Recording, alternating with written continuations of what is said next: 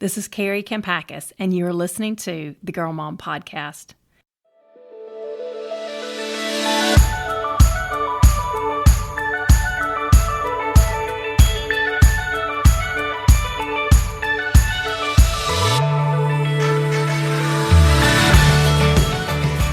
This is Kari and you're listening to the Girl Mom Podcast. Today's episode is about finding God in real-life struggles. My guest, Cynthia Yanoff, is a wife, mother, podcaster, and new author who is also ridiculously committed to not taking herself too seriously as she lives out her faith.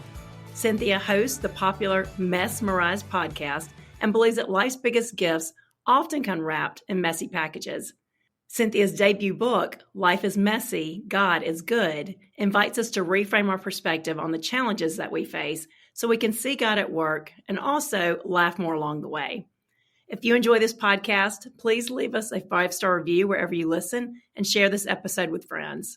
Also, I have started a new community on Substack where I'm sharing new articles and content, and I'd be honored to have you join me as a subscriber. Find the link to it and also to Cynthia's newest book in the show notes. Thanks for tuning in and enjoy the show. Cynthia, welcome to the Girl Mom Podcast. I am so excited to have the tables turned because the last time we did this, you were interviewing me. So it's so fun to be on this end and to get to talk about your newest book, which is so awesome and so timely for the times that we're living in. Oh, thank you, Kari. I'm the biggest fan. And yes, I got to interview you. Hopefully we're going to do that again soon. But I'm just going to tell you, I'm going to struggle. It's a struggle to not ask you questions because I love everything you do and you're so wise. And I want to be like, okay, just let me ask you questions, Kari. Well, I know I feel the same way about you. And I mean, that's the best thing. Somebody once told me that when you meet a fellow writer, it's like going from 0 to 8 on the get to know you scale because you just automatically connect on a deep level. So, right. And absolutely. I just feel like so many of the topics you're writing about are the same things I'm writing about too. And I just love your perspective and especially the heart and the humor that you bring into it. Oh, thank you, Kari. Well, I'm excited to be here. Well, and so tell us, this is your first book, which is so exciting. So tell us what gave you the inspiration to write on this one, because that's a big deal, what you choose to be your debut topic. Yeah, it's kind of funny. I'm not one of those people that like my whole life, I always knew I wanted to write a book. And every English teacher said, you're an amazing writer. You should write a book. Like not one time, Kari Kompakis, did anyone say that. But it was as I was kind of doing ministry and speaking into parenting and marriage and foster care and faith, like it just people kind of along the way be like, have you written a book? Have you written a book? And it really wasn't on my radar. And then as only the Lord can do, he just kind of opened doors. And a friend was like, you should talk to my agent, but he's never taken anybody that I've suggested. I'm like, oh, great. Can hardly wait to get rejected. But he ended up taking me and then we got some offers to write it. And I just kind of knew for me, I really wanted to write something that came from a place of being funny and also spiritual truth. But it seems like so often it gets so serious, especially in the faith area. And I get it. Faith is serious. Like I take it very seriously. A girl who grew up in church and like Jesus is everything to me. But I also really like to laugh. And so I'm like, where is that intersection? Where can we be funny and call out what's hard and messy and gross, yet still laugh about it? And that kind of birthed this book, Life is Messy, God is Good. Well, and you're just spot on. And that's one thing when I'm talking to moms. And, the more I do work with moms, because I really started off my career working with teenage girls, but now that I'm speaking to moms too, I just realize that women especially are so hard on themselves, especially in parenting. Like even when we know there's no such thing as a perfect mom, and even when you've been parenting for 20 years, I see so many people stay stuck in their mistakes or their failures or, and it's hard even when you're given the messages. I'm like, I don't want anybody to take this message tonight and go home beating themselves up. There's so much grace. We all get it wrong, but humor is such a good way to get over that. Like if we can learn to laugh at ourselves and laugh at life. I mean, sometimes something's happening and I'm like, I feel like I'm watching a TV sitcom. Like I could not write this situation. Like, you just have to laugh about it. And so it's so important to bring that humor, not only just into our situations, but just to help us lighten up as moms. I agree. And my mom, I think some of the best advice my mom ever gave me, she said, if you're going to laugh about it in a year, when it comes to parenting, but when you're going to laugh about it, if you're going to laugh about it in a year, then laugh about it now. And I remember thinking like, especially first child, like bless our first children's hearts, right? Like, I mean, I overparented that kid to death. Yes. And I remember her saying that. I'm like, well, some of these things aren't funny and these are character issues. And they were sometimes, but it was still worthy of a laugh, not in front of her. It was worthy of a laugh later. And I'm like, gosh, I wish I could have really internalized that all those years ago. And I always tell the story of my son.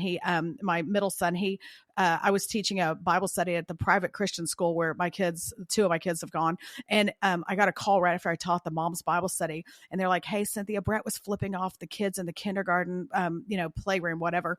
And I was like, wait, what? And she was like, yeah, he's flipping off. And he flipped off the ceiling. And so everybody thought he was flipping off Jesus.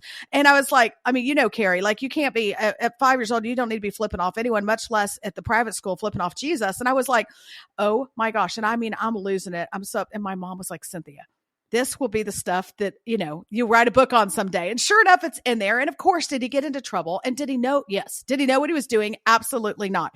But at the end of the day, like, that's not my identity. I don't have to get caught up in all that. I don't have to make this some huge thing. It's not. He made a mistake. Let's laugh a little bit. And we're all good now. He's in high school now. And as far as I know, Kari, he's not flipping off people anywhere. So all is well. All is well. Well, it's a totally different story. But what made me, I thought of this recently because I was sharing the story with somebody. I forget what the context even was, but I will never forget. We'd had this, like, it was my year from hell. The tree had fallen on my house. It was just stressful to begin with. So I was already on edge, and I was in my bathroom. We were doing some renovations, and my cousin was with me, and I get this phone call from Mother's Day out. This was like, I don't know, over 10 years ago. And anyway, it was about my 2-year-old at Mother's Day out. And they're like, everything is fine, because, you get that phone call and you're kind of worried that there's an issue. Everything is fine, but she has head lice. And that is a rock bottom parenting moment when you get a call from Mother's Day out and your 2-year-old has head lice. It'd been going around, and I was like doing everything in my power for my kids not to get it. But I just remember wanting to cry, because that, on top of everything else that I was dealing with, I was already stressed out. And my cousin is sitting there with me, and I mean, I can still remember the look on her face, and she is trying so hard not to laugh. And she's like, one day this is going to be really funny. And I'm like, you're right. It's not right now. But even her saying that, just having, somebody to be good natured about it, I was like, she was right. And it is a funny story now, but at the time it was really stressful. But you're right. I mean, we can just stay so stuck in those messy places. And we just have to accept that life is never going to be perfect on the side of heaven. So what can we do, and how can we get through it with a good attitude? And like I said, not staying stuck. So you and I went back and forth trying to decide what we think were the top 5 points from this book. We're both busy moms. We know a lot of the listeners are busy moms, and we're going to give them the cliff notes of your book. So let's start with the first point, that one of the biggest takeaways from your book, which is something I firmly believe in too, is to let God's voice be the loudest voice in your life. So how do you do that? How do you, practically speaking, how do you do that in your parenting? Yeah, I think that's a big one. And we kind of already alluded to a little bit of it. I mean, I think we've got to stop carrying our reputation on our shoulders and really putting it on the shoulders of our kids. Like everything that goes wrong, every head lice call, I've gotten it too, by the way, every head lice call or flipping off at the cafeteria, all those things like that. We can't be defined. Our reputation, our expectations, all the things can't be the shoulders of our kids. When we put that on the shoulders of our kids, I think that's a hard place to be. And so I think, one, I have to tell myself like that, my kids' reactions, their behaviors, that's not the loudest voice in the room. But I also have to be very intentional with the people that are around me. And in different seasons, different people have different motivations and influences in my life. And I think about this as one time I had a good friend, I think when we had babies, and she was one of my best friends before we had kids, and we hung out like every day. And I figured out, Kari, like, I don't know, maybe when our kids were 4 or 5, she had 2 docile little girls. I had one crazy tomboy little girl and a 2-year-old boy that was insane. And our kids, like it just was 2 different worlds. And I started feeling worse about my parenting every time we were together, because there's maybe a little bit of judgment on her side, but it was just different families and different dynamics. And I realized like that wasn't a friend for that season anymore. It just looked different. We're still good friends. I mean, I still, but in terms of every day we're doing life together, all those things, that was not a healthy place. When I start parenting my children differently because of how someone else thinks of my children, like that was a time when I needed to walk away from that voice in the room. And so I think just being keenly in tune with that and saying like, if anything's leading me to a place of guilt or a place of fear, or it's not truth, like biblical truth, then that can't be the loudest voice in the room. And I just think an awareness of that, deep down, if you're paying attention, you're listening, like that's not a healthy place for me, and being willing to and being brave enough to walk away from that sometimes. I mean, I think that's key. Yeah, that's so good. And it might be, I think especially some of the moms, I think behind us, there's a mentality that if that friend is judging me for these kids, but everything else in the relationship is good, that I have to cut off that friendship completely. Yeah. But I'm like, that might just be a friendship that you're just not going to hang out together with kids. Right. That's a Mhm. friend that you go to dinner with, or you go Mhm. have drinks with, or whatever. But, there's a certain context. And in this particular season of parenting, it's not a time where you're going to hang out together. Absolutely. Yeah. Yeah, that's good. So I believe that too. And I do think the older our kids get that, if we do put that weight on them, if we're defining ourselves by the decisions that they're making Mhm. or how they're making us look today, it hurts our relationship. And that's one thing I talk a lot about as I'm helping moms, this is building stronger relationships with your teenagers. Like that will ruin your relationship with your teenager. And I always know that something's wrong with my heart if my child does make a mistake or there is a misstep. And my first question or my first thought is, what are people going to think of me? What are people Mhm. going to say? That I know Mhm. that that's my heart is not in the right posture. And so it's time for me to find my identity in God, go remember who God says that I am, and you really anchor myself in that truth Mhm. rather than whatever today's circumstances are. Yeah. Well, and you have to be careful. You have to be careful allowing yourself to be defined by the success and failures of yourself or your kids. Because if you look at how culture is defining success and failure, like that's a whole scary conundrum right there. And success, especially for our kids, success is the world defines success as things that are measurable. How fast can you run around the track? What's your ACT score? If you've sent a kid to college, then like the college resume thing, it's ridiculous. All the things they expect you to look like to get in, quote unquote, the right college. Now, we all know there's no right college. The right college, if at all, is the college where God wants your child. But we have to be careful if in a world that's measuring success by the things that are measurable, well, for us, like the most God honoring thing our kids can do on any given day is not measurable. And so, like leaving a text thread that's not kind, or walking away from a group of people that are not doing life right, or whatever the things, not cheating on the test, maybe taking a lower grade because you were having your quiet time, whatever those things are, like those are not the measurable things, generally speaking, yet they're the most God honoring. And I would just say we've got to be very careful when we start looking at what we call a success versus what we call a failure.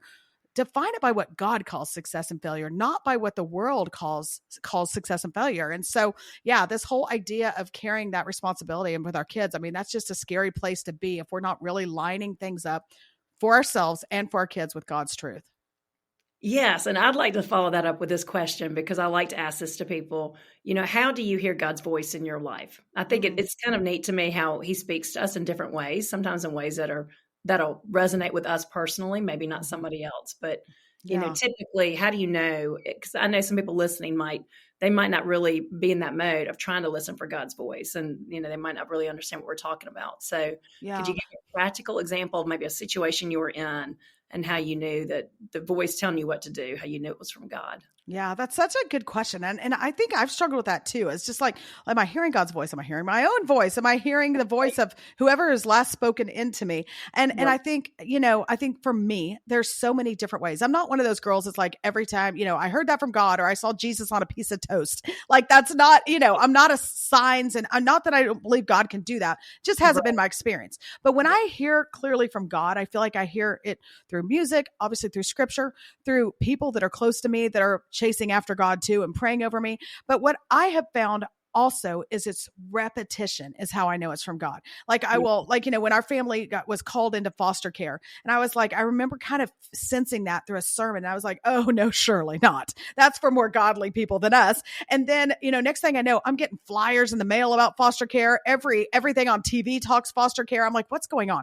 And then people around me were like, you guys would be so great at foster care. It was so interesting. And I just felt like the Lord was kind of hitting it from all angles. But Yeah. I guess one thing I'd share is a specific example. There was a time when in foster care, we needed the Lord to show up in a situation or things were going to go south with the little boy that we were fostering. And I just remember going down to this church, our neighborhood, and there's a little creek down there, and just praying. And I was like, Lord, I don't understand. Like I've known you my whole life. And now when I need you the most, like I feel like you're ghosting me. Like I feel like I'm hearing from you. You could fix this in 1 second, yet you're not. I mean, I feel like I'm praying for a noble and right thing that would be of your heart. And I remember I just felt like the Lord was like, go down by the creek. And I was like, well, this is weird because I'm already crying in the middle of my neighborhood. But I went down by the creek. I felt like I saw like all the little pebbles and rocks around the creek. And I felt like the Lord was saying like, remember the Israelites and remember when they crossed over, Kari, when they crossed over dry land, they got to the other side, they would take rocks out of the riverbed and they would stack rocks. And that would be so they would have an altar. So they would never forget what God had done. And I felt like the Lord was saying to me in this moment, like, hey, listen, you need to stack some rocks. And so I started like literally picking up rocks. And I was like, I stacked one for a couple for healthy kids and one for a time when my husband nearly died of meningitis, but he didn't. And another for a job we needed at one point. I was stacking all these rocks. And I remembered in that moment, I felt like the Lord so clearly said to me, like, listen, I'm not a remove the hardship kind of God always. I'm a remember who I am kind of God, because he's the same yesterday, today, and forever. And if that's the case, if he's been faithful in the past, he will be faithful again. And that was just one of those moments where I just had to go and get quiet and pour out to God and be like, where are you? This makes no sense. And in that moment, his sensing, that leaning to like, get practical, stack some stones, remember who I am. Like that is an example of just really hearing God. And that doesn't happen when Netflix is going and social media is scrolling and my kids, all the things, right? Like that was a moment of like, go get quiet, ask the hard questions and expect an answer. Wait expectantly. Yeah. Oh, I love that. And I'm so glad you used that story because I use that story in Love Her Well book when I was talking about like helping your child through a disappointment and how, if they don't make cheerleader, they don't make the basketball team, like to them, it is devastating because that's their first huge disappointment. We can look back on our life and we can see times that God carried us through it, which goes back to the stacking the rocks, which I love that Bible verse, like look back. But one verse I've always loved that goes with that is from the Boundaries book. And they wrote, hope is rooted in memory. And so when you feel hopeless, like where you were, you're in a dark place, you can't see the path forward and you're questioning God, what we can do is go back to the past. Either you're looking at God's faithfulness in the Bible, just that truth, that timeless truth, or his faithfulness, like you said, in our past, in the past of our lives, which is why it's so important to go back and reflect on those times he carried us through those hard times. Yeah. So that is a great example. I think that's going to help people a lot. And it's funny you said repetition because I have found that to be true in my life. And especially when there's something big that he's calling you to do, like foster care. If God was calling me to do that, I would need a lot of repetition. Like lots of confirmation. Yes, I would need like confirmation after confirmation. And I feel like he does that, especially for those big things that we might have. Like you can't ignore these signs. There's just so many different road signs pointing toward the same message. Yeah. Good. I don't know him to try to hide what he has for us, like the plans he has for us. Like, I think he's pretty straightforward. I try to like, sweep it under the rug and be like, surely not us, or maybe another season, Lord, or, those things. But I think with the repetition and just getting quiet, I mean, between scripture, all the things we talked about, scripture and the people around you that are chasing after the Lord and people praying for you. I mean, he makes it obvious. Yes, it's true. And I also think it goes back, you're talking about the company that you choose, which is so important. And you really do need godly people in your life because, you choose your advice when you choose your advisor, so if you need these friends to help you that have that know the Bible and they know God's character and they can help you discern what God is trying to tell you, that plays such a huge role. Well, and I think about that, like with friendships, I think I get asked that maybe the most from women, really. Oh, yeah. With our kids too. But just having godly friendships around us, how do we do it? And, you and I both know that just takes a lot of intentionality. But I also think just like everything in life, we tend to get so consumed on quantity over quality. Like, I'm literally one girl, scrolling and one girl's trip that I didn't get invited to away from thinking everybody hates me. And when I have all these dear friends that are so close. And I think we've got to realize like a few really good quality friends that are speaking truth into us. I think of that story of the paralytic in the Bible and remember his buddies pick him up and carry him to see Jesus because he needs healing and they can't even get in the door. It's so crowded. And so they take him up to the roof and they cut a hole and they lower him. Right. And Jesus says something there. He says, I healed you because of the faith of your friends. And I'm just here to say, if Jesus is healing people because of the faith of their friends, then you got to know like your circle matters. That's and so good. You don't need the 25 friends that went to Cabo without you. Like that may not be your people, but you need the 3 or 4 like this guy had that are going to see the problem and not give up. They're going to believe in your marriage when your marriage is hard. They're going to pray over your kids when your kids are making stupid decisions. They're going to be the ones that are going to chase after your dreams when you want to give up on it. Like those are the people you need. Surround yourselves with those. Lots of acquaintances, sure, like absolutely. But the people that get to speak into you to be, like we said, the the loudest voice in the room, you've got to be intentional, and you've got to make sure those are the ones that are pointing you to Jesus. Yes. And that's such a great point about how do you find godly friends? I mean, and it's true. I think as you grow in your faith, you're going to be attracted to that in other people. Mm-hmm, And so mm-hmm. I think like one way that if I was just randomly looking for godly people, I mean, an example that would come to mind in my head is just if you're doing a Bible study Mm-hmm. and there's 20 people, a lot of times we're just attracted to the person that has the best personality, the most charisma. But if you're really growing in your faith, what you're going to be attracted to is maybe somebody that never speaks, but when they do speak, they say something so wise. Mm-hmm. You're like, wow. Mm-hmm. And it's truth, it's from God. I mean, and in those moments we can say, hey, I want to get to know her better. She might be 10 years older than me. She might be 10 years younger than me. It might not even be somebody that's in my same stage of life. But I think that's how we find godly people, is just as we're experiencing life and we're seeing how other people are doing life and responding to events. We're thinking, ooh, I like that. I like her mindset. I like her maturity. I feel like I have a lot to learn from her. To me, those are the kind of people that I'm drawn to. The older I get, and the more I know, I'm like, I just want to be around people who I feel like are ahead of me in their spiritual journey. Yes. And can inspire me to keep pressing on. Yeah, that's a good word, to listen and the people, not the loudest in the room, but maybe the wisest in the room. And we all know that person. I think that's something I needed to hear. It's a good word, Kari. That's good. Okay. So the next point we said was one of the highlights from your book is, and we've touched on it, is to choose your most trusted circle wisely, which this is what I preach with teenage girls. I'm like, but especially at our age, I'm like, we don't have a lot of extra time for friendships. I'm not saying be stingy with your time, but be intentional with your time. And, you were talking about the girls trip, and I've learned with girls trip, you don't want to just go on any random girls trip. We don't have enough time and resources to go on every girls trip that we could possibly get invited to. And, there've been one or two like little trips, not anything major, but I was with some moms. And I just remember one time, it was not moms that I was really close to. It was just kind of a random group brought together by the girls, our daughters. And it was just for a night, but I just remember getting in my car the next day and I just felt like, there's something in me that could not wait to get away from there. And it had just been real gossipy the night before. And I found myself gossiping more than I normally would. And it was just a negative environment. And I didn't really even realize it until I got out of it. Yeah. And so it was a lesson to me. I was like, that's just not a good environment for me. I don't need to go on that trip again. Like I like these people individually, I could have a good conversation with each of them individually, but as a group dynamic, it wasn't really healthy, Yeah. And so I think that we've got to be really careful with that. And that was, like I said, I don't have a lot of time to pursue friendships and to do trips like that or to do overnight outings. And so that's my advice for moms, especially the ones behind us, is like, don't think that just because you're missing out, you're really missing out on that much. It might be, if it's not the right group, then it's really your protection, and it's better to be alone than to be in a situation like that.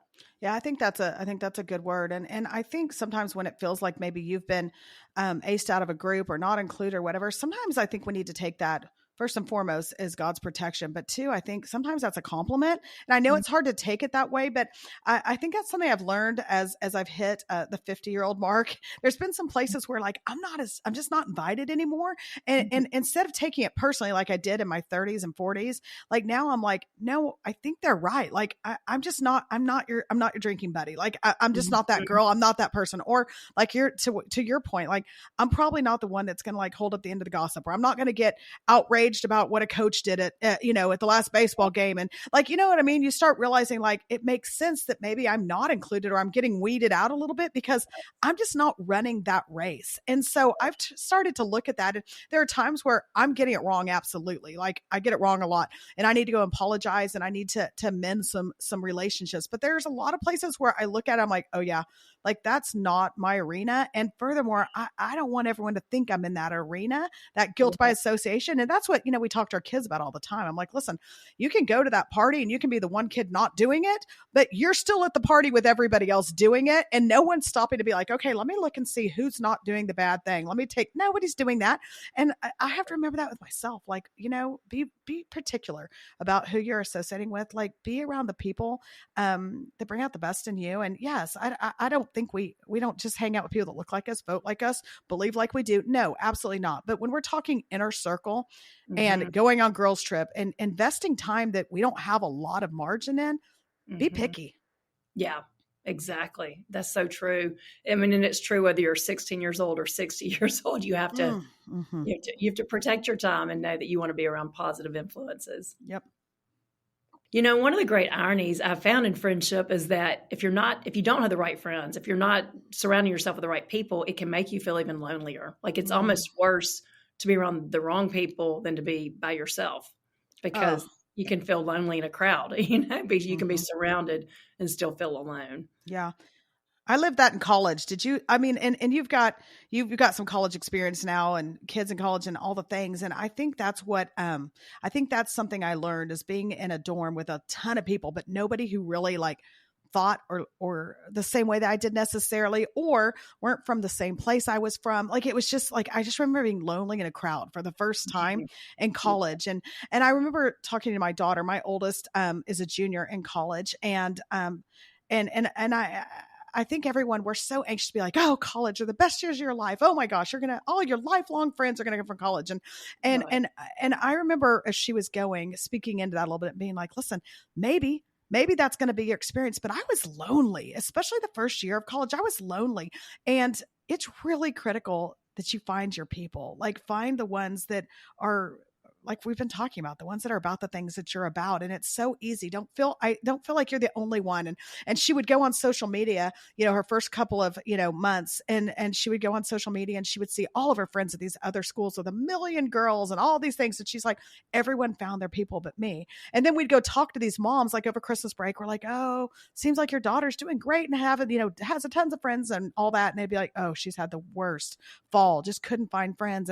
And I think it was at that point, my daughter went completely off social media. She's still completely off of it. She realized it's not all it seems. And I think that's a lesson for college kids, but all of us, it's easy to look around and see everybody's got their people, everyone's got their friends, and to feel lonely in that crowd. And not everyone does. It's not all that it seems. People still need new friendships. And so, just being really intentional in that space and finding the right people. And what we said earlier, if you've got 1, 2, or 3, like, you are blessed. Don't worry about the other 20. Like, have the 1, 2, or 3, then, I think that is a gift. And I've seen that with my daughter. She's got, 5 or 6 dear Christian friends at a very, very secular university. And those people love Jesus. And wow, like, I'm just like, thank you, Lord, for just giving her just a few people that are her people. Like, you couldn't ask for anything else. Yes. It's so true. And I heard this recently, that it's better, just like you'd rather have 4 quarters than 100 pennies. Like, it's better to have a few awesome core friends than just a lot of acquaintances. Like, those friends who are going to show up on your doorstep, be there when you have a crisis. That, my dad always says, most people can count their best friends on one hand. And if you have that, you're lucky. Oh, it's yeah. True, and this is like, and this is what I tell teenage girls too. Like, I think with this idea, and even moms can kind of get stuck in this pattern. Like, I'm not friends with any of the moms at my child's school or wherever it is. And I'm like, most people don't find their squad in one place. Most people, when you look at you get to be our age, your people's best friends, it's like maybe a best friend from high school, 2 best friends from college, 1 from your working years. Like, it's people you kind of piece together over the years that are like your most trusted trusted friends. Now, occasionally somebody has a group from high school or a group from college. And that's great. But what I also find sometimes when they do have it all their friends in one place or one sector like that, especially in the teenage years, I find that when something happens in that group, either one person turns or somebody new comes in and somebody gets booted out, it's like they have nowhere to go because those are the only friends they have. Totally. Which is a whole other thing. I kind of preach to, like, have your core friends, invest in those first, but have your peripheral friends too, because a lot of times your acquaintance, and even in parenting, somebody that you're kind of close to or barely know, when your child's in 7th grade, as you get older and you're in high school, you start realizing, hey, that's the one I'm parenting like, and you start to find a camaraderie with that person. And sometimes you get to be really close with those peripheral friends that, they weren't your best friends years ago, but as circumstances bring you together, they can help you both, stay on the track that you feel like God wants you to be on. Yeah. And you know what? It's not all about you, and it's not all about our kids. Like, I just feel like the Lord is very intentionally putting us in places where people need us too. And Right. so it's so easy, especially, I mean, for me as a mom, but especially in parenting, to be like, we want them with the right crowd, or this is the athletic kids, or this is the whatever. Okay, well, maybe, but maybe, the person that most needs your kid's friendship is somewhere else. And so let's like open our eyes a little bit and not be so shallow about where that's going to land. And so, I know when my kids were young, I would always say, okay, you can invite 10 kids or however many, 10 kids, your birthday party. And so they would give me their list of 10. And I'm like, great, I actually have room for 15. I want 5 that would never think they'd be invited to your birthday, or 2, or whatever that number is. And my kids would be like, oh, but I'm like, no, like, listen, this isn't it is your birthday, mind you, but it isn't at the end of the day all about you. And there's people that, that need your friendship and that you have something to offer. And so let's do that. Let's serve people well. And so I just I encourage my kids in that, but I encourage myself in that too. And sometimes, the shiniest people that I like, oh man, I just wish I was friend, that's great. But there's others that could benefit from our friendship, and we could benefit from theirs. So. Yeah, that's so good. I don't know what reminds me of a friend of mine who she was very athletic growing up, and she was, champion and very competitive drive, and it's helped her do very well in life. But she still shares a story about her dad, who was a great football player in college. And he coached her softball team growing up. And one year her team, there was just one player on her team who was just slow. She was kind of the bottleneck in the team, just it drove her nuts because she felt like this girl was keeping them from winning, and she dropped the ball, and she just wasn't as strong of a player as my friend was. And one day when she was complaining about this girl to her dad, who was the coach, her dad told her, her job this year on the team is to teach you patience. And I love that from the dad, because he's a competitive guy too, but I love that he could see the bigger picture and that his daughter needed that. And I'm like, what a good service he did for her. Like she remembered that lesson, and she's like, didn't appreciate it at the time, but really took it to heart and knew that was something she needed in her heart too. Wow. Well, I feel like the Lord's putting that all over me. Like I got 2 kids at home. They're teaching me patience and perseverance and all kinds of things. So yeah, I feel you. He'll definitely teach you patience. So the third point we want to pull out of your book that I love, and I think this is such a good posture of the heart to take, is trusting God's plan and knowing that means believing forward for your children. Being okay with the unknown and the uncertainty of the future. So talk to me about that and how that's played out in your family. Yeah. It's funny because I have kids, I have, like I said, one in college, I have one in high school, and I have a first grader. And so, that we adopted from foster care. And so like, it's so interesting now to have the benefit of living some life in parenting and then having a little one again. But, I think what comes to mind for me is, what my middle son, when he was little, he was having trouble reading. And so the school called and they said, we're putting him in the reading club. And I was like, the reading club. And I knew what that meant. That was a club we didn't want to be a part of, I assure you.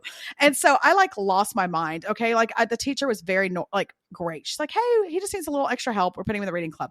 Okay, Kari, like I took that to like, oh my gosh, he's never going to read. He's never going to graduate from high school. Definitely no college. Like he's never going to get a job. And so I guess we just make him comfortable. Like I literally lost my mind, and I'm not generally that emotional of a person, but I mean, I lost it. And so I'm like teared up, and I'm going to the school. I'm like, how am I going to tell him that he's in the reading club? Like, how do you tell a first grader this is the beginning of the end for you, kid?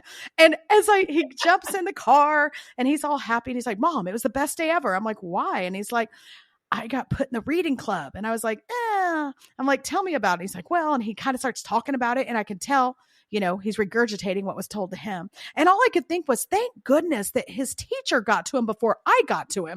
Right. And so you fast forward all these years later, and he's in high school now, and he can read, everyone. Don't you worry. He can read. But here's what I know. Were those the beginnings of maybe some red flags in learning? Yes.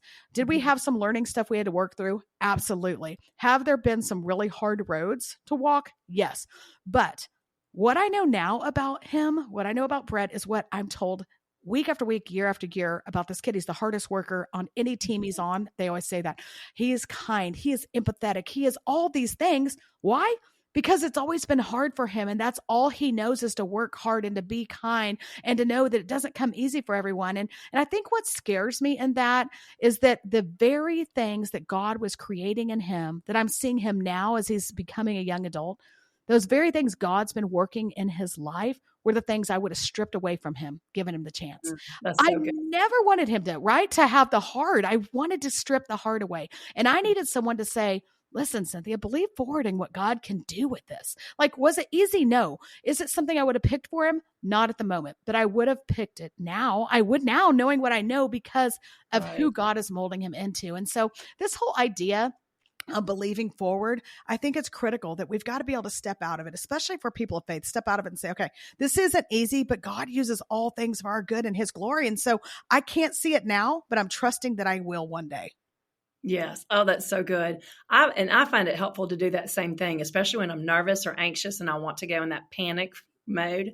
Yep. It's helpful for me to say, God, I'm scared. I don't understand, but I'm thanking you in advance for the great plan you have for my child's life. Like to just say, I know I can't see it yet, but I'm praising you in advance because you have so much more mind than what I can even envision. Yeah. And you're so right. And, especially I think as new moms and young moms, that's where we jump, which is what's so important to have older mom friends that have been there, because we've all had something like that have lived through that and have a positive story to tell. Yeah. But, when you're talking about your son, I've heard it called that sometimes those trials are called desired difficulties. And I've even heard that, dyslexia can be a desired difficulty.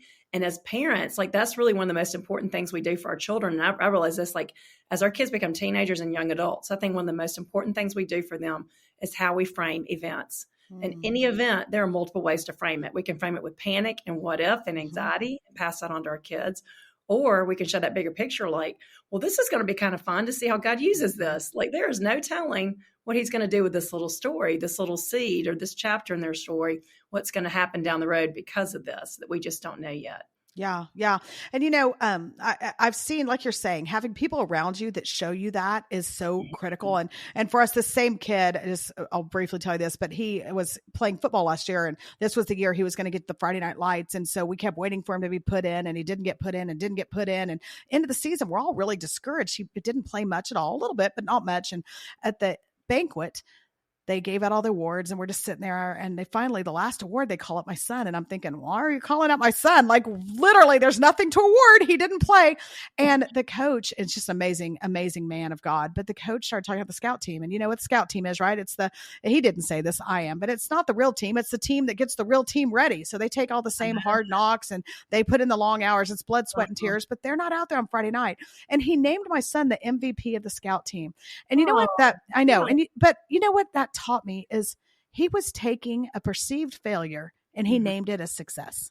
Yes. And I think about that, like, listen, you guys, we got to be in the business of that because life is hard and there are hard knocks for our kids. And we've got to be the people that can look around and say, I'm taking that perceived failure and I'm going to name it a success and I'm going to name Scout Team. And we need to be doing that for our own kids when things are hard. We need to believe forward and name Scout Team, but we got to be doing it for our friends' kids, for the kid down the street that made a pretty bad mistake. Like, let's just start naming Scout Team and say, listen, I know everybody, myself included, probably wants to call that a perceived failure, but we're going to name it a success today and believe forward in how that can be used in your life and that someday you will be better for that. And that's not everything. I'm not trying to be Pollyanna. Our kids will make mistakes and things that, are not good, but at the same time, God is good. And so we can trust him in that. Yeah. And that's the great thing and the beauty of parenting with faith is that God can take any heartache, any mistake, any stumble, any failure and bring good from it. Absolutely. That's what brings a lot of us to faith in the parenting years is because you are discouraged and, the world is just so doom and gloom these days that it's just a hope that surpasses all understanding in all circumstances. That's so true. I have a friend too, that her daughter was a great basketball player and always was a starter. And then she got to the high school team and somebody else, was a better player than she was. So she ended up sitting on the bench most of the year. But everybody said, and including my friend, that how much joy they got watching her on the bench. And just because she just sat there and cheered on her teammates. And, luckily a lot of the adults and the coaches recognize that. They're like, that is going to take you so far in life, just your attitude and your ability to ride the bench and be cheering for your teammates, even though you want to be out there playing. And as moms, especially when you've been parenting a long time, you're like, that's what you want in your children. Like that's something they can't go learn. And they can go learn a lot of jobs, in the world. They can go pick up on a lot of different things, but just that character and those core qualities, that's just something that has to be ingrained. Yeah. In them before they go out into the real world. Well, and how we all know what that looks like. Fast forward to adults. Like if you can't cheer on other people, like we all have people around us. We've seen that. You've got the ones who are the equivalent of your friend's child that can cheer on others, even at their own expense. We see that as adults, like, when someone gets a promotion and a person that can cheer that on and be happy for them, or all the things. And we also know the moms and the women around us that they can't be happy for someone else. They can't be, they can't cheer on people when it comes what they feel like at an expense to them. And so, yeah, I mean, it doesn't play out in a pretty way later in life if we don't learn that earlier in life, when the stakes seem enormous, but they're not. Right. Because what happens later in life is people are smarter about the kind of friends that they want. For sure. And so when somebody can't be happy for their people, the healthy people are probably not going to choose them as their best friends, they're going to feel lonely. It's going to hurt our children if they don't learn these things. So. Yeah. Yeah. Okay. So number 4, biggest takeaway from Life is Messy, God is Good, is to leave margin on your calendar. This is so huge. It took me a long time to learn how to do this, but it's so important. I'm the worst. I know. Like, I feel like we should have a moment of silence for my calendar as I'm looking at it over here. And Kari, I'm like 150 years old. Apparently, I still have a written, like a written calendar on my desk. Oh, I do too. Okay. See, we're soulmates. And I have it on my phone too, or on, like on my computer, so that other people can access it. So it's like ridiculous that I have it both places. But moment of silence for all of us who don't have margin on our calendar. And, this is something I think I've had to learn the hard way. Is I've seen the Lord literally rip things out of my hands, good things, just saying, like, listen, this is not the best. This is not my best. And I won't go into specific details, but one thing in particular, it would be a good thing by all accounts. And I just felt like the Lord, I sensed him saying, you need to let this go. You need to let this, and I didn't. And you know what? It was ripped out of my hands in an ugly way. And so I would just say, like, listen, we have to have margin. If we're going to do the things that we're called to do, if we're going to live the lives that the Lord has for us, then we've got to put margin in there. And margin is not popular. Margin isn't cool. It's not, when you drop off and someone's like, what are you doing today? To be like, oh, I have nothing really planned. Like, that's not cool. It's much more fun to be like, oh, I'm swamped and I've got this and I've got that. And like, that's the popular answer. And I would just, I have this friend, Elaine, and she passed away recently, very suddenly. And she was a lawyer with me back. I used to be a lawyer many years ago. And a couple of years before she passed away, she stopped practicing law. And when she went to the partners to quit, they said, don't quit. I mean, my goodness, you have such a promising future, and went on and on about this promising future. But she quit. She wanted to spend some time at home with her kids and had been, had no margin for so many years. And it's interesting because she obviously had no idea that she was going to have a sudden death a couple of years later. But her husband said something. I know. Her husband said something in a eulogy that'll always stick with me. He says, she left her promising future that the lawyers were talking about. She left that promising future to live in her cherished present with her kids. And I think, oh my gosh, like, could we all learn that from Elaine, that listen, there's all kinds of promising future that we're chasing after, and we're all chasing after whatever that might be. When the kids get a little bit older, or the marriage gets a little stronger, the finances are a little bit easier, or maybe we get a second home, or I don't know what it is that's in your promising future, but like, today's your cherished present. And so leave margin, enjoy it. Like, really, literally slow down and look around and be grateful in the moment for what you have, and live today well. Live this stage in your parenting well, or at your work, or whatever the Lord has you doing right now. Live in your cherished present instead of always chasing off after that promising future. Yeah. Well, it goes back to the story you shared earlier when you were stressed and about, your foster child and didn't know what to do. And if your calendar was crammed packed, you would not have had time to go to the river and have God reveal to you that you needed to go look at the rocks and remember that verse from scripture. Like, it's only because you had a little headspace that you even made time for that. We have to leave ourselves open to those encounters with God.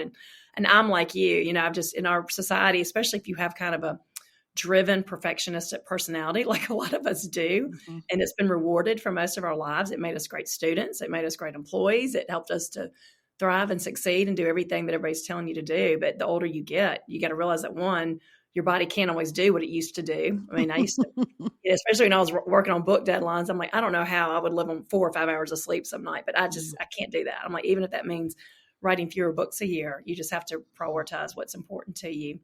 But just also having that headspace and being able to enjoy life, because when we do get too busy, I think that's when we get empty and numb, and we start feeling like robots, just losing, just numb to the emotions of life, both the good and the hard. Yeah. And not only are we struggling with it, and the people who pay for it are those around us as well, right? And I mean, my kids used to joke back in the day that like we always have people in our house. Like I'm very extroverted. I'm always like, if we're going to invite 3 people, let's invite 30. Like that's kind of my personality. But my kids would joke and they'd be like, hell hath no fury, like mom trying to get ready for a party on a Friday night or, like kind of joking. And I was like, they're right. Like, I mean, they were paying the price of me having very little margin and trying to cram a lot of things in that we just didn't have the time to do. And so you either start letting some things go. Like I still have a million people in our house. I just don't care that my house looks perfect anymore. I don't care that I have the right food. Literally, we had the pastor of our church over recently that I do not know well. He and his wife over, we got takeout and we were 5 minutes late getting home because the tollway outside where we were driving was shut down, and we all laughed about it and everybody's fine. And so just those reminders of like, it doesn't have to be perfect. And yeah, leave some margin to do the things that matter. And your kids are watching that, your spouse. I mean, it matters. And so not all of us have the luxury of, we all have constraints. You and I both work and raise kids and all the things, but at the same time, there's plenty of things if we really stop and assess that we can let go. Yeah. Yeah. One person that comes to mind that I just always admired how she did it, but is my husband's mom. And she never worked outside the home, but she was just a great homemaker. But one thing, especially after we got married and had children and just got to that season of life where the people in her life were going through some hard things, that she left her calendar so open. Like she really did not make many plans. And so like if we ever needed a babysitter, she's almost always available, which was awesome. But also just things like she was the one that when her sister got cancer, she would just go and stay for 2 weeks with her and take care of her. But it's almost like she left her calendar open to be available for her loved ones like that. I mean, and there were sometimes my sister-in-law's friends would be going through something. She's like, oh, I'll go do this for you. I'll go just to be that person. And obviously not everybody has that much time. It has the ability to stay home and, make that their main priority in life is to just be available for other people. But I think it's a beautiful way to live. And it goes against the grain of society that tells us that we should have tangible success and big goals and dream big, which there's a place for that. But I think it's also neat to look at people who live their lives with that open calendar and that open heart, just saying, who needs me today? Where can you use me, God? And just to be a steward and a servant in that way. Yeah. Even if that was like one day a week or, you and I talking about, I know you're right in the middle of book edits and other things. And like, I think there's seasons, right, of crazy for all of us. But if you can't name it a season, if it's just how you live, then that might be a problem.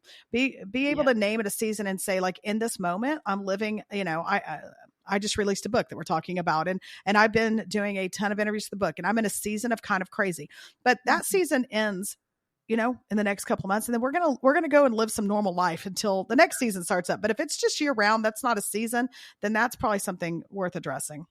Yeah. And I love, that is a great idea about one day a week. I remember talking to a woman recently that said that she had every Monday was kind of her day for her mother-in-law. She'd take her to the doctor and that was just the day that she set aside to help with her mother-in-law's health.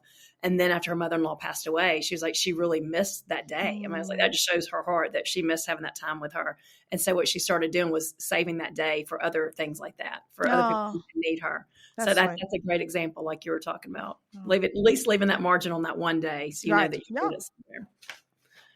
Okay, and then the last point, which is one of my favorites, might be my very favorite because it's so important, is to remember that our God is a God of peace and order and not chaos and confusion. I love that. I have to tell that to myself all the time. Like if I'm feeling confused and foggy-headed, that's not from God. He is a God of order and peace, not chaos and disruption and confusion. But that's a message that really gets lost in our society today. It really does, especially in a culture that, I don't know, I feel like we're in a culture that tells you it's not important unless it has platform or an attaboy or people are watching, right? And so it just generates this chaos, this work harder, this pull yourself up by the bootstrap. And I see that not only in myself, I see it in my kids as I have, a junior in high school right now who's trying to get, all the activities and all the things to get into college and all this. And I'm just like, like at the end of the day, we talk about this often in our house, like the Lord has a plan. Nothing thwarts the plans of God.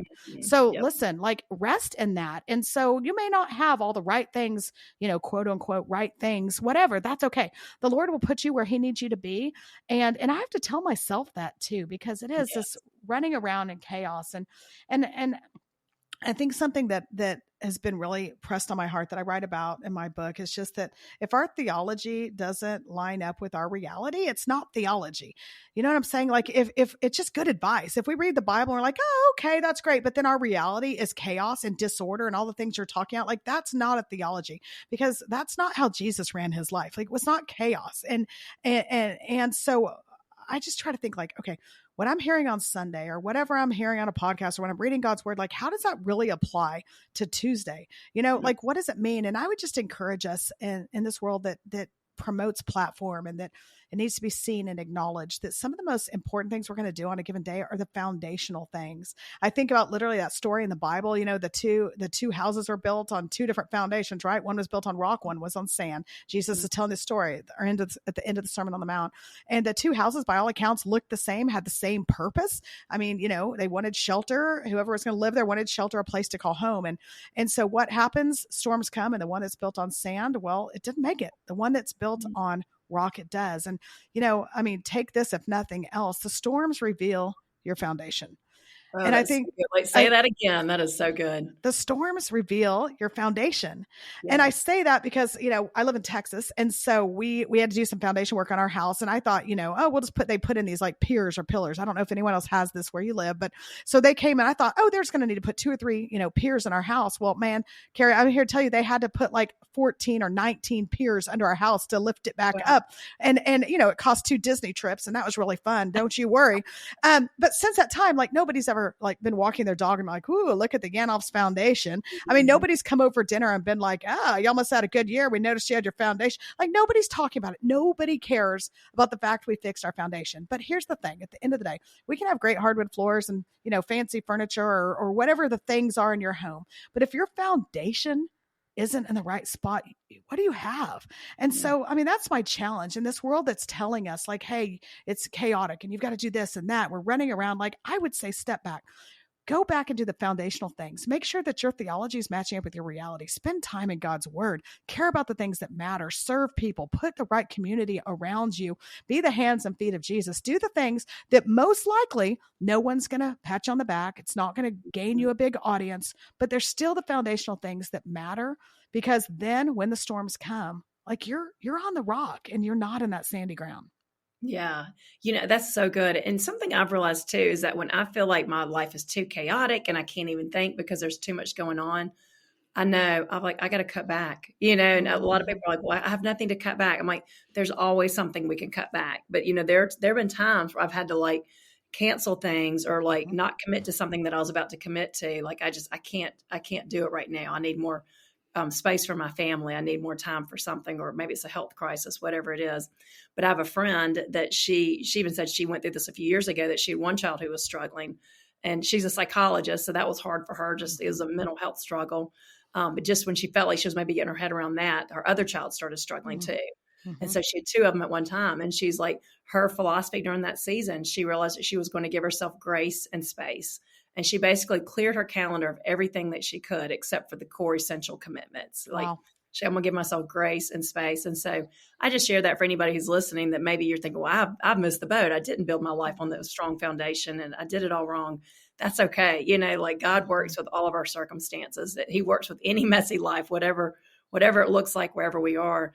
And, you know, you might need to give yourself that grace and space to be like, don't be scared to clear off the things on your calendar that can wait until next year. I mean, I'm sure you're like this, Cynthia. I mean, probably even with your book. I mean, there were probably every book I've written, the last few ones especially, I thought I was going to put them out sooner than I did. You know, like when I wrote Love Her Well, you know, I thought it would come out. I thought I'd finish it 6 months earlier than I did. And then this a book that I'm releasing next year, I thought it was going to come out last year, but just the timing wasn't there. I just wasn't able to give it what I wanted to when I wanted to do it, because life and family matters just took over. But that's okay. You know, like when things happen, it's always in God's timing. And that's where our peace comes, is just trusting that even if our plan's not happening the way we envisioned it, we can trust God's plan and we can trust his timing. Yeah. Grace and space. I think that is a great word. And that's the thing about these foundational things. Like it's not too late. It's never too late. And so, Right. yeah, that's the encouragement is like lean into that. Like, that's why God is so good. He's so merciful. And like, what are the things you're being called to do? Where are the places that you're like, I can do better at this, or I need to slow some things down, or maybe I need to pick up the pace in some other areas. Like today's the day. Like you have the opportunity to do that, and you don't have to live in shame or regret. And gosh, I mean, Kari, as moms, like it is so hard to not live in shame or regret or, whatever the stuff. And I just encourage people like, listen, the Lord picked you for these kids. He picked you at this time in this community with the people you're with the spouse you're with. Like that's intentional. And so live that well and trust him that if you're following him, you're going to miss the boat some, but he doesn't, and he'll get it right with you. Yeah. And I have found, haven't you found that those things are like, man, I missed the boat there. I should have done this better. Like that's really what keeps us humble in parenting. And it lets us see like when something does go well, despite your failure, like I know I can't take credit for that because that wasn't me. That was God's work. That was him working with my mistake and filling in that gap. And that deepens our faith when we see that happen. Absolutely. Yeah. Yeah. And the other thing is back to kind of the very top of what we started with, like some of this stuff we just got to laugh about and it's funny. Like, you just got to be able to be like, oh my gosh. Yeah. The humility piece is huge in this house because I feel like every time like I'm doing something that I feel like is, good stuff for the Lord or whatever, like one of my kids derails or I derail or something, just, and I have to just laugh and be like, oh my gosh, thank goodness. Like the Lord has a sense of humor and I need a little humility. We all need to keep a little humility and let's just laugh about it. Like it, I don't know. I just feel like people would be so much more receptive to us in the gospel if we didn't take ourselves quite so seriously and everything, because we're all getting it wrong and life is messy for all of us. And so it's in that, like embrace that and find God in it. Oh, it's so good. Well, Cynthia, you've shared so many good words today, and I can't wait to hear this conversation play back as after Harry edits it and I get to listen to it again. But what is a final takeaway that you would give to anybody listening, especially a mom who's discouraged and feels a little stuck right now? Yeah, I would just say like you are not alone in that, and I would just encourage you, listen to truth. Don't listen to what the world says a good mom is supposed to do or a good parent is supposed to do. Like listen to what God has for you and what he has for your family. And some of the moments that feel the most defeating and deflating are the moments that have been the biggest in my parenting. And I would encourage you also, we get caught up in thinking that these are the big things, getting in the right school or, the right preschool or our kids being on the right friend group or being on the right team, like all these things and having the benefit now of an older kid. And if you have older kids, you probably can echo this for me, but if you don't, let me just share this. The big things aren't the big things. Right? It's the small things that end up being the big things. And so all those practices where you carpool and you get to talk to your kids and their friends and all those Friday nights, maybe when your kiddo wasn't invited, but you're at home and you're just talking about what really matters. Like all those small things are actually in the scheme. They're the big things of parenting. And so just be encouraged. If you feel like, man, I've messed up all the big things. I don't know that those were the big things. Focusing on the small, make margin and trust the Lord in it. Oh, that's so good. I needed to hear that myself. Same. Replay it for me too later, Kari. Right. Hey, can I say one more thing? Kari Kampakis, I just need everyone to know this. I think everybody knows this. Like, you're the best. Like, not only are you the best at what you do, I can say it and we all know that, but just you're real sweet. And like, you and I don't know each other. I've reached out. We text on occasion. You're always so sweet. And like, hey, how can I help? Let's be involved. What can we do?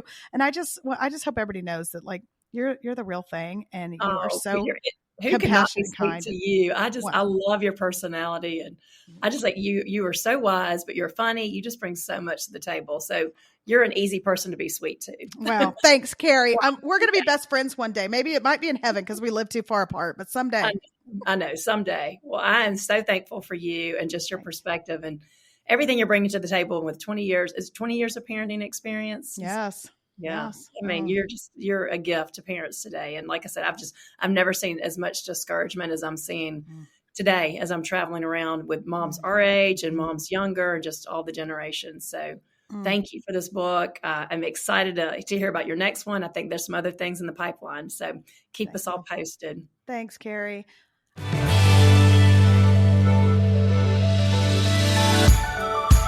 Friends, thank you for tuning in today. I am so grateful to have you here. And if you enjoyed this show, please subscribe wherever you listen and leave a ratings or review so that other people can find these messages too. For links to my books, my social media, and my new community on Substack, check out the show links. Thanks again for your support, and have a great day.